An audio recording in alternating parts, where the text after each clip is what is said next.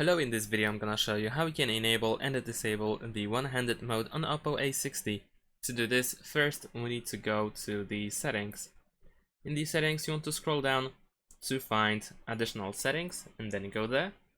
Over here you will find one-handed mode, tap on this option and then you need to tap on the slider in order to enable one-handed mode. You will see the information. To turn on one-handed mode you need to enable navigation gestures first. So if you don't use navigation gestures, then we need to go to the settings. You can tap on settings in order to quickly go to system navigation options and switch to gestures. Then we can go back and enable one-handed mode. Over here we can see the description, how we can activate and deactivate in the one-handed mode. So we need to swipe down from the bottom of the screen to enter one-handed mode. There we go. We have now one-handed mode. We can also swipe up, like so, in order to exit the one-handed mode. And that's it. Thanks for watching. Leave a like and subscribe to my channel, and see you in my next videos. Bye.